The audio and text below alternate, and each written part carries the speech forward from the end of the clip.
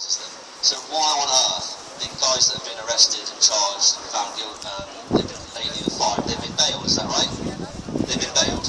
Why? Why are they bailed? Doesn't make any sense to me at all, bearing in mind the nature of the crimes.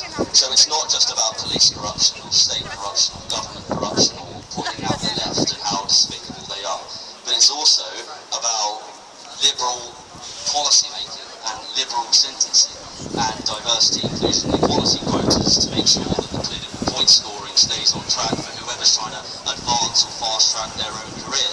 This is what I want the people of Britain to wake up to realise. And in the corporate sector you've got ESG as well. If you don't know about that, that's your diversity, inclusion, equality and cultural level, but at corporate level you've got ESG, which is just as harrowing. So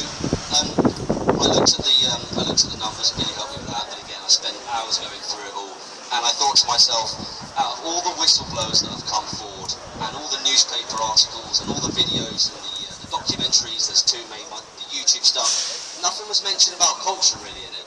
It was about the harrowing, it was about the horror, and it is horror, but what about culture? What about addressing the cultural issues behind why these heinous crimes are happening? It doesn't make any sense to go after anything around the fringe. We all acknowledge the horror, but what about the cultural element? I couldn't find a lot on it. From the whistleblowers, from the news reporters, I studied one media guy who said that he withheld the story up here because he didn't want to get told off or lose his job. And then he came forward eventually, I forget the guy's name, he actually came forward in the end and said, yeah, I should have done this and I should have done that, etc., etc. So for me, it's so important to talk about the importance of culture and how that can actually remedy some of these problems, because I believe this business model is spread throughout the UK. So I didn't hear much about culture when I was doing my research. In terms of accountability, I note the numbers that are mentioned, and I also note, and you can correct me someone if I'm wrong, but no police, government official or MP, for example, has been fired, arrested or charged. Is that right? That is 100% right. Is it? Not one. Not No. one. So senior law enforcement, senior government official. Even the exit inquiry, not one arrest. So great, so good. Well, I haven't got that wrong, great. Okay, fine. So there's a reason why that's happened. So that goes back to the covering up and the corruption, etc., etc. So was this covering up done by the right side of the spectrum or the left side of the spectrum? Again, I know it's both, but it's a question that we have to ask. I'd say the Labour. If I was going It certainly seems to be a common pattern, but you know we'll come on to that in a minute. So I believe there's overwhelming evidence that street grooming throughout the UK is on the rise, and it's happening in various parts. What I hear is that it's an isolated incident. That's what I hear. That's what people say. It's isolated. It's fringe. My town's hidden. Unreported, undetected, covered up. So then you start to go down that rabbit hole, and I think that there is a serious epidemic of this type of crime, arguably the most heinous of crimes as well. So I went through the numbers and I started finding out about these operations: Lytton, Albatross, Augusta. Is that right? And then I thought, okay, fine. Well, there's a couple of operations there, and then 5, 6, 7, 8 operations, and then another one got mentioned a minute ago. Phoenix. Messenger. So hang on a minute. How much is this costing? How much is it, and who pays for it? You know. So hang on a minute. It's hundreds of millions, right? But why don't we just stop the problem? Just stop the problem. Why are we spending all this money on it? It's great, obviously. You know, law enforcement do your job. But hang on a minute. It seems to be an incredibly systemic problem going on here. So that was fun reading, knowing that this is spreading throughout the UK and it's costing an awful lot of money, and ultimately the most directly responsible people probably will end up getting away with it. We have a massive problem with our culture, huge problem with our culture. All of the apologies and the corporate pre-programmed robotic, we're doing our best and we're learning lessons. I quake with rage at that point. I can't stand it, but in the context of these crimes, absolutely, it's totally evil. So the operations I heard about: Jaguar, Clifton, Utree, Hydrant, Augusta, Sherwood, Lytton, and that's just some of them. Hundreds of millions of pounds, taxpayer expense, and meanwhile, as I just mentioned, we saw the autistic girl getting arrested the other day. We all know about the veteran down south who got arrested last year for sharing Lawrence Fox's graphic, and there are many other examples of this two-tiered policing whereby if you say the wrong thing by the thought police, they pinch you, and then they deal with you children and indoctrinating children. Get away with it! Oh, I wonder why. Yeah, it's disgusting. I'm Please sick don't of take it. a plan. Absolutely sick of it. There's no reason for it. There should never be a reason for it. There is no reason for it. It can be dealt with. It can be sorted. You need strong leadership at the helm, denouncing it and putting the money where it needs to go to make sure that the right authorities, rather than running around with fictitious nonsense ideas about so-called far right, they should actually be focusing on other areas that are actually real and actually affect people's lives irreparably forever, and is completely linked to the annihilation and destruction of our culture. That would be a good start, and yeah, maybe we'll get there one day. So I think that the business model at the moment from the law enforcement side of things is we'll let people's lives be ruined, we'll spend millions of taxpayer money on the operations, and then we'll claim we're doing a great job afterwards. That sort of sounds like the business model at the moment. Very political, pre-programmed, robotic, disingenuous. That's what it sounds like, because this shouldn't be happening, and I fear that it is a business model that's spreading throughout the UK. We know what the evils of the world are, guys. Trafficking, rape, corruption, drugs. Sound of freedom! At the top of the pile is obviously the destruction of innocence. Obviously abuse, neglect.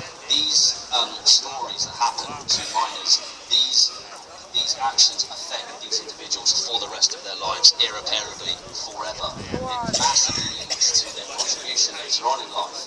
Offending rates, re-offending rates, it all adds up. This is something that our grassroots are threat of and are exposure to, and it absolutely has to be condemned and dealt with. So I ask, how often is it mentioned by senior politicians? How often is it in the media? How often do we hear about it? Not often enough. Not often. Not often enough. Yeah. The BBC do a great job of reporting on it. While my children have been targeted, I feel like I've been targeted as well for 10 years. Yeah. So I have associates coming to me telling me about these horror stories with their daughters, and they've taken them to the station and then told call 111 or something like that. But hang on a minute, we need to talk about grooming and what it looks like, and we need to create awareness with regards to what their tactics are, despicable as they may be. So this is kind of what I wanted to finish on here.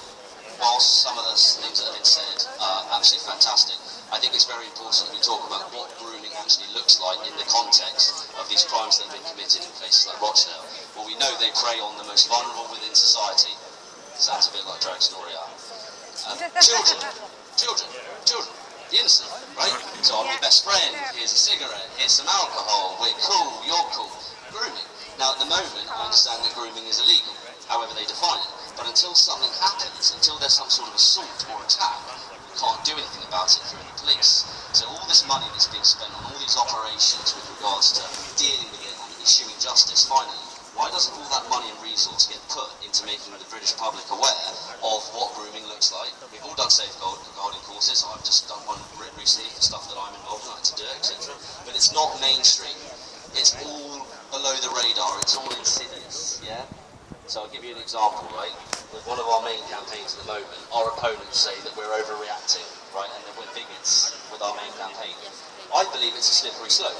I believe lots of things are slippery slopes. So if a girl says that this is happening, X, Y, Z is happening, again, the most vulnerable in society, I think it should be taken seriously. And I think law enforcement should be in place to do something about it. And I think the police have to change. What we keep saying. The laws have to change. Yeah. That if someone is quite, if you are underage and you are involved in that way of life, and somebody is clearly grooming you for X, Y, Z, something needs to be done about it. Where do these people operate? Do they have so-called night jobs? Do they operate kebabs? Do they operate taxi ranks?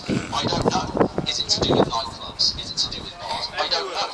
But you don't have to be Sherlock Holmes to understand that this model is practical. It is practical. Things can be and things can change very quickly as well. That's what I was learning when I was doing my research. There has to be the political will. Political will, the people, and the political will of the man, the people in charge, absolutely. But it all starts with awareness, political will, absolutely. But people have to go and do something about it at a local level. Sure, I'm one of those people that's doing something about it. But I thought it was important. Let's do it together. Yeah. Yeah, we'll sign up. So that's what I did. I've never had to do it before, but I actually did. I actually unpacked what we mean by grooming. You know, I don't think I've ever been groomed. I'm not sure, but I actually look at it and I did, and it's awful. It's by the back door, insidious. You can't see it, you can see it. It's there, but it's not there. And then when you go and do something about it, technically there's no crime. Yeah, but it's a slippery slope. Because look what happens afterwards, and it's the most vulnerable within society. So that's got to change at legislation level. Just a couple of closing points, guys. This is a question for you, can we think of an agency in all of this that we're discussing, from educators through to the police, that has got this right and that hasn't let the victims down catastrophically? Is there any one agency? No. Is there any one agency? No, zero. Zero. Complete failure, cover up, cancelling, blind eye, corruption, whatever you want to call it. Don't even get counselling. Total devastation, utter nonsense. Okay, so what's the root cause of this? Yeah, political correctness, diversity, inclusion, equality quotas. Sometimes it feels like it's a desire to see the indigenous suffer. Sometimes I don't really understand it. It can't all be about everyone, man, woman, and child getting up and going and choosing change. We put faith in our politicians, do we not? Well, Not anymore, but it's not an unreasonable assumption that democracy, I would do the egg with my hands full. We're supposed to live in a democracy where we put people in charge. That's the deal, that's what you sign up for, right? So obviously the game has shifted massively now, so I guess it's a best culture. out of the bad bunch, innit? Basically, yeah. So it's anyway. So I'm not saying that there aren't good people trying to do the right thing. I'm not saying they don't feel their hands are tied sometimes, but we've got to start asking ourselves the question. This all seems like it's definitely a move to harm us and to damage us irreparably. Morale, cohesion, collectiveness, 100%. motivation. You know, everyone's miserable. It's awful. It's hard. Blah blah blah, etc. etc. So yeah, it definitely seems like that. But I've asked you guys a few questions, and to be fair, you've answered them. Again, I'm learning as I go here. It's been so fantastic to come and speak and to hear other people and what they've had to say. There's a lot more for me to learn, and I'd happily come back and speak again. Last but not least, I want us to just think for a second, imagine a world where, you can tell I've got a bit of an issue with this political correctness stuff. Imagine a world where political correctness and a willingness to destroy the nation from within, diversity, inclusion, equality, etc., etc., corporate ESG governance trumps those values and that political agenda, trumps justice, fairness, and the protection of its citizens, and most importantly of innocence. Now imagine that it's actually too late and that you're not dreaming, you haven't just woken up from a nightmare, and that it's actually here. So there can be no greater motivator to do whatever you've got to do, whenever, however, in the case of rallying, in the case of speaking with each other and networking and doing something about it. We have to unite. We have to unite and stand up for children against the evil of this world. I'm so sorry for what's happened up and down the country. I'm utterly appalled at what I've had to learn and research. It affects every single one of us in the UK, and I will do everything I can to partner up with Billy whenever possible to show solidarity and support to the cause. Thank you very much, ladies and gentlemen. Well said.